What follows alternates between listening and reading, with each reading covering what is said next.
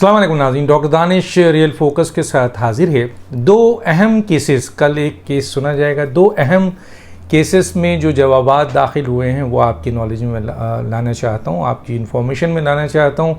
एक तौहीन अदालत का केस है जो कि इमरान खान साहब ने जो पहला जवाब दिया था कि जी इस अदालत को ये इख्तियार ही नहीं है कि वो इनका केस सुने। दूसरा, उसकी जुरिडिक्शन को तो चैलेंज किया ही था, उसकी अथॉरिटीज़ को भी चैलेंज किया था कि ये अदालत जो हैं ये जजेस जो हैं उनका केस नहीं सुन सकते। तीसरा, उन्होंने कहा था कि फौरी तौर पर जो है वो केस को डिसमिस किया जाए। और जो कुछ भी उन्होंने कहा था उसकी तनाजुर ये हैं। ये पहला ख़त था जब इस्लामाबाद हाई कोर्ट ने पाकिस्तान की जुडिशल हिस्ट्री में, दुनिया की जुडिशल हिस्ट्री में पहली दफ़ा किसी मुल्ज़िम को मांगे बग़ैर उसको रिलीफ देते हुए कहा कि जनाब आप अपने जवाब को चेंज करें, क्योंकि इस जवाब से उनको बहुत तकलीफ़ हुई है, अफसोस हुआ है। हालांकि जज के ना एहसासात होते हैं ना जज्बात होते हैं, और जज जो है एक तरफ जज के सामने कानून होता है, जुरिस्प्रूडेंस होता है, और दूसरी तरफ क्राइम होता है और मुल्ज़िम होता है, और जज जो है फ़ैसला देता है। जज, हमने तो यहाँ पे देखा आजकल कि जज जो हैं वो आपके कॉम्प्रोमाइज़ करा रहे हैं लोगों में। मसलन ये जज का काम है क्या? माजी में हमने काजी के हुज़ूर सल्लल्लाहु अलैहि वसल्लम का ज़माना देख लें, उसके बाद का ज़माना देख लें, बहुत सारी दुनिया में देख लें, इवन आजकल के दुनिया जुडिशल हिस्ट्री में देख लें, कहीं आपने सुना है कि जी सुप्रीम कोर्ट के जजेस जो हैं वो किसी अहम तरीन केसेस में, ख़ास तौर पे जो पंजाब हुकूमत के हवाले से था, उसमें दोनों फरीक को बैठाकर जो है वो आपके मामला तय करवा रहे हैं, उनको कह रहे हैं कि आप इस तरह कर लें, ये कर लें।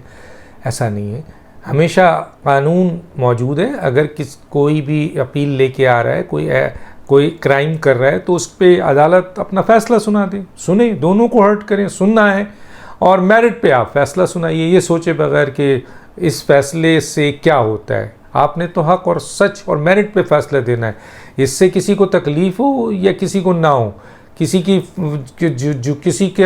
की हुकूमत गिरे या किसी की हुकूमत ना गिरे, अदालतों का ये काम नहीं है कि कॉम्प्रोमाइज़िंग कराए। अब एक और हमने जुडिशल हिस्ट्री में एक नई चीज़ पैदा कर दी कि जनाब बग़ैर मांगे मुल्ज़िम को हमने रिलीफ दिया, और इतने सख्त जवाब के बावजूद और तौहीन के बावजूद हमने उसका केस सुनने के बजाय, उसको रोस्ट्रम पे बुलाने के बजाय उसको कहा कि जी हमें तो तकलीफ़ हो रही है, हालांकि एहसासात और जज्बात तो नहीं होते हैं। बहरहाल, अब जो दूसरा उनको मौका मिला था कि वो जवाब दें, तो वो जवाब दाखिल हो गया है, कल उसकी हेयरिंग है। उस जवाब में बज़ाहिर तो अपने आप को रिग्रेट किया गया है, और उसमें यही कहा गया है कि जी मेरा मतलब ये नहीं था, और मैं ख़ातून की बड़ी इज़्ज़त करता हूँ, और मैं शहबाज गिल के हवाले से बड़ी लंबी डिटेल है कि जी उनके मामले में मैं बहुत सैड था, और ये था और फलां था, और ये मुझे मैंने जो ख़ातून से कहा है, ख़ातून से गलत कहा है, मैं अपने अल्फाज वापस लेता हूँ, और इस तरह की उन्होंने बातें की हैं। और आखिरी में उन्होंने कहा है कि जी कोर्ट जो है मेरी वजाहत को एक्सेप्ट करे।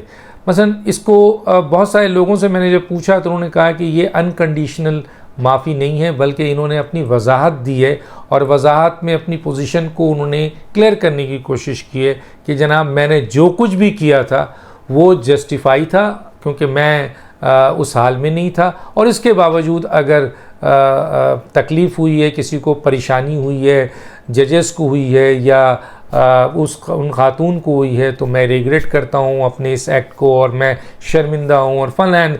लेकिन ये नहीं कहा, एक जुमला होता है जो बहुत सारे लॉयर्स के मुताबिक कि जनाब सीधा एक जुमला होता है कि मैं अपने एक्ट पर माफ़ी मांगता हूँ, अनकंडीशनल माफ़ी मांगता हूँ। तो इस तरह की कोई बात नहीं की है। लेकिन अब देखते हैं कि जो पहले हेयरिंग में जो फ़ैसला आया, उस फ़ैसले में तो जुडिशल हिस्ट्री में ऐसा फ़ैसला नहीं था।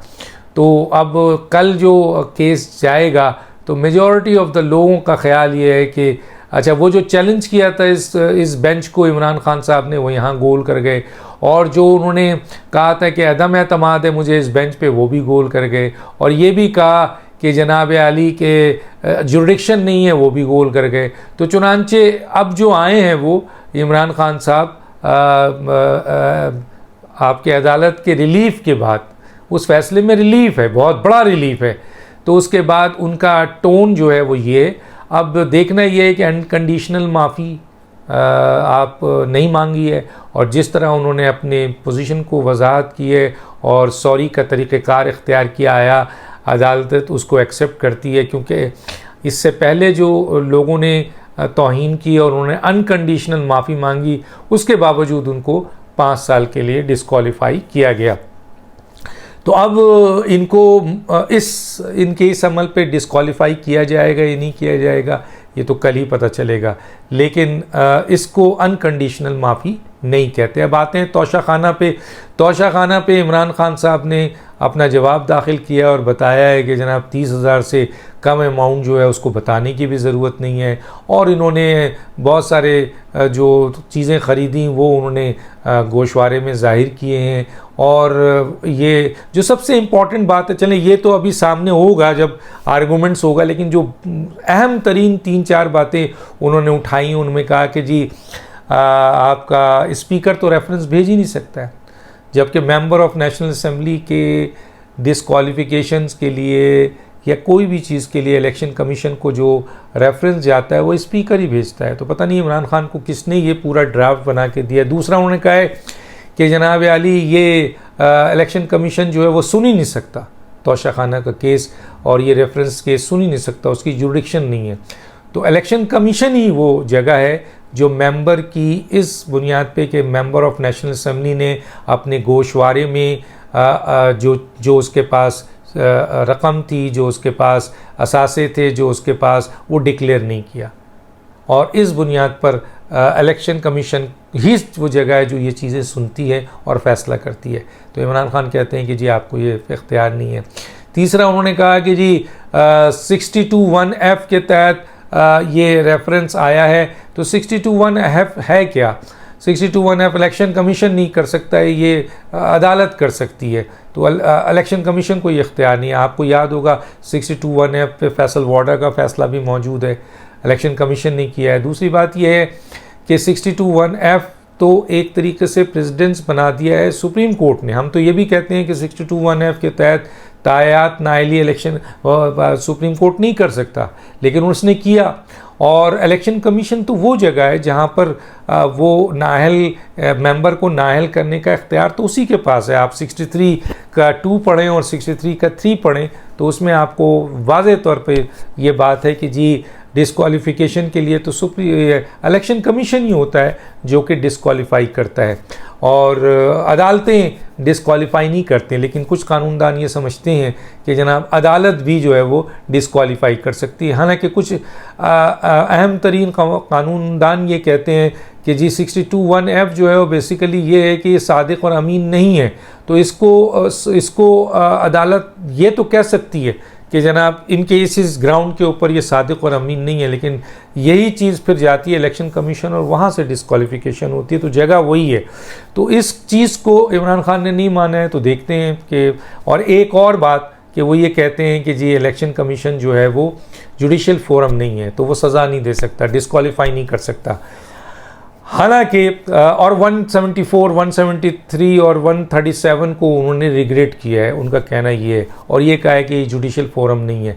हालांकि आप अगर ये इलेक्शन कमीशन ही जो है वो जुडिशल फोरम है, क्योंकि इसके फैसले फिर चैलेंज होते हैं, जैसे मैं पहले भी कह चुका हूँ हाई कोर्ट में चैलेंज होते हैं। इसी तरीके से जो है वो आपके इलेक्शन कमीशन के चीफ इलेक्शन कमिश्नर को अगर बर्खास्त करना होता है तो सुप्रीम जुडिशल काउंसिल में जाते हैं, एक जज की पोजीशन होती है, और फिर तौहीन अदालत के हवाले से इसके पास भी इख्तियार होता है। तो एक तरीके से ये जुडिशल बॉडी है। और मैं आज आपको एक कोट कर देता हूँ। मसलन मुझे नहीं समझ में आता है इमरान खान के वकील जिन्होंने ये ड्राफ्ट बनाया था, जवाब बनाया था, उनके नज़र से ये चीज़ गुजरी है या उन्होंने माइनस की है या उनको पता ही नहीं है कि जनाब 1995 में एक केस है पीर साबिर शाह का, जिसमें उस वक्त के जो 11 रुकनी बेंच ने वो केस सुना था, जिसमें से ये उन्होंने फैसला देना था कि आया इलेक्शन कमीशन के पास डिस्क्वालिफिकेशन का इख्तियार है या नहीं है। तो इसके ऊपर 7-5 के मुकाबले में यानी 7 जजेस ने कहा पीर साबिर शाह 1995 की जजमेंट में कि जनाब इलेक्शन कमीशन ही वो फोरम है और उसी को इख्तियार है कि वो डिस्क्वालीफाई करे, और 5 जजेस ने इससे एग्री नहीं किया था। तो गोया अक्सरियत की बुनियाद पर सुप्रीम कोर्ट का एक जजमेंट 1995 मौजूद है। तो ये मैंने आपको इनकी एतराज़ात भी बताया और उसके जवाबात भी बताए according to constitution and judgment of supreme court. अब आते हैं कि जनाब आली इमरान खान साहब जो हैं वो मुसलसल आज भी उन्होंने जो तकरीर की है, कल भी जो उन्होंने तकरीर की है, वो अवाम वो जानते हैं कि अब उनको नाअहल होना है, उनकी नाअहली पक्की है, उन्होंने ये सारे काम किए हुए हैं। चलें 3-4 केसेस में से एक केस में शायद बच जाएं, हो सकता है कल इस्लामाबाद हाई कोर्ट जो है जिस तरह उसका एटीट्यूड चल रहा है, जिस तरह उसने इनको रिलीफ दिया पहले, इसमें जिस तरह उन्होंने इनको कहा कि जी अगर आप पहले ही सॉरी कर लेते तो हम उसी वक्त ये केस ख़त्म कर देते। तो कानूनी माहिरीन का ख्याल है कि वहाँ ये माइंड बना हुआ है कि इस इमरान खान को रिलीफ देना है। तो हालांकि उन्होंने ये भी कहा है कि सुप्रीम कोर्ट के फैसले की बुनियाद पे जो उन्होंने 3 मेंबर ऑफ नेशनल असम्बली को अनकंडीशनल माफ़ी के बाद भी सज़ा दी है, तो इनके लिए यहाँ मुश्किलात है। देखते हैं आया यहाँ जो अनकंडीशनल माफ़ी नहीं मांगी है इसके ऊपर अदालतें जो एक माइंड सेट नज़र आ रहा था, फ़ैसला तो जब आएगा तो पता चलेगा, लेकिन लोगों की अपनी ऑब्जर्वेशन है कि यहाँ शायद उनको रिलीफ दे दिया जाए इमरान खान को, जब पहले इतने सख्त लेटर पे जो है वो रिलीफ दिया गया और जिस तरह की स्टेटमेंट दी गई। दूसरा और भी है, तोशाखाना है, यहाँ लेटर है, दहशतगर्दी है, फॉरेन फंडिंग है, ये सारे वो केसेस हैं, दहशतगर्दी के केस है, उसमें बगावत का केस है जिसमें इमरान खान साहब को नाअहल भी होना है और उनको सज़ा भी होनी है, उन्होंने जेल भी जाना है। ये फ़ैसला कानून कर चुका है, अब सिर्फ अदालतों ने ऐलान करना है और अदालत के ऐलान के बाद ये सारी चीज़ें सामने आ जाएगी। तो इसलिए इमरान खान को ये पता है और इमरान खान साहब इन फैसलों से की बुनियाद को, इन फैसलों पे प्रेशराइज़ करने के लिए इदारों को ये जलसे कर रहे हैं, जिसमें वो जलसे कामयाब भी हो रहे हैं और नाकाम भी हो रहे हैं उनके जलसे, और ये जलसे अपने मकासद के लिए सिर्फ कर रहे हैं कि इसका एक प्रेशर बिल्ड करें और लोगों को तैयार रखें। इवन कि उन्होंने कह दिया है कि मैं कॉल दूँ तो आपने फिर निकलना है, और ये कॉल ज़ाहिर है उसी दिन देंगे जिस दिन वो डिस्क्वालीफाई होंगे या अरेस्ट होंगे। ये फ़ैसला हो चुका है और ये इन्होंने अलग ऐलान भी कह दिया है और अपने किचन काबीना में भी इसका जिक्र चुका है। दूसरी बात यह है कि जी खान साहब खाना जंगी करवाएं या आवाम को निकलवाएं या जो कुछ भी कराएं, मैं पहले ही कह चुका हूँ कि पाकिस्तान की सबसे जो मज़बूत पार्टी है वो पाकिस्तान आर्मी है, उसका आर्मी चीफ मकबूल है। पाकिस्तान की आवाम अपनी रियासत और के ख़िलाफ़ कभी नहीं उठेंगे, और इमरान खान साहब की जो फॉलोइंग है वो जलसे और जलूस की फॉलोइंग है, वो फॉलोइंग नहीं है जो रियासत के ख़िलाफ़ इमरान खान कॉल करे तो वो टैंक के नीचे आके लेट जाएं या वो जो है वो रियासत को के लिए आगे आकर जो है वो गोली खाना शुरू कर दें। ये सिर्फ़ आपके एक लिमिटेड किस्म की इनकी फॉलोइंग है जो जलसे और जुलूस तो कर सकती है, लेकिन कोई सख्त सा एक टीयर गैस भी बर्दाश्त नहीं कर सकती। तो ये एक SHO या एक सूबेदार की मार है। तो देखते हैं अब आगे क्या होता है। कल बहुत इम्पॉर्टेंट 2-3 केसेस हैं। तोशाखाना केस के लिए मज़ीद 2 हफ्ता दे दिया गया है, लेकिन कहा गया है कि जनाब अली अब आपको हम टाइम नहीं देंगे, चुनांचे सितंबर वेरी इम्पॉर्टेंट है चंद अहम फैसले के लिए। डॉक्टर दानिश को याद दीजिए। अल्लाह हाफ़िज़।